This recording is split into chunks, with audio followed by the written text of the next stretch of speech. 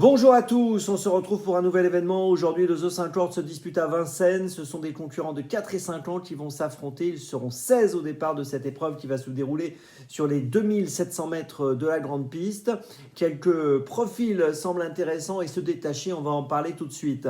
Avant toute chose, je vous rappelle que vous pouvez vous abonner à la chaîne YouTube de The Turf et puis je vous invite aussi à activer la cloche pour être informé dès que mon prono est posté. Allez, j'y vais en 6, donc pour ce The 5 Lords et tous les paris associés. Eh bien, j'ai retenu en tête deux concurrents âgés de 4 ans. En première position, j'ai mis le numéro 3, Giusto de Fitz. C'est un cheval qu'on avait vu bien faire au mois de mai dans le prix du Vaucluse à Vincennes. On l'a vu bien faire également au mois d'avril dans le prix Maginus.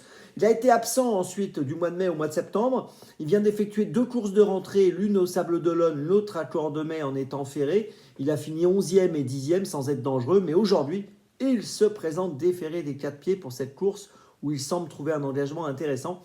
J'ai l'impression qu'il peut battre ses contemporains et ses aînés, les 5 ans, dans cette course. J'en fais donc mon favori. En deuxième position, j'ai retenu le numéro 7, Django Vici.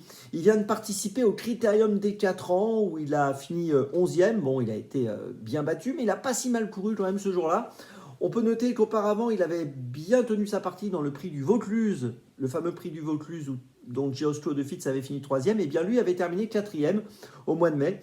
L'entourage est plutôt confiant aujourd'hui et il est très joué ce matin, donc je le place assez haut et je le retiens donc en deuxième position. Derrière ce duo de 4 ans, j'ai retenu le numéro 10, Indigo Piergi. Alors, si on prend ses 10 dernières courses, il a fini 9 fois dans les 5. Il vient de gagner le prix Elsa à Vincennes le 22 septembre dernier. Il est en forme.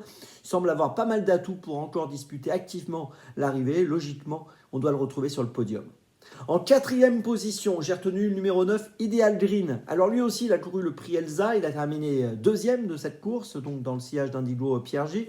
On l'avait vu gagner à Vincennes au mois d'avril 2 courses sur le parcours des 2700 mètres, donc le parcours du jour. Tout ça pour dire que logiquement, on doit au moins le garder pour une place. En cinquième position, j'ai retenu le numéro 11, Ibra Mélois. Alors il vient d'être disqualifié à Anguien au début du mois d'octobre. En revanche, il avait bien couru à Feur, c'était au mois de septembre, le 20 septembre dernier. C'est un cheval qui a des qualités, qui peut être fautif, c'est ça le petit souci. J'ai hésité à le garder, pour tout vous dire. J'ai hésité entre lui et d'autres concurrents. Mais bon, je l'ai conservé parce que s'il reste au trot, il va faire l'arrivée.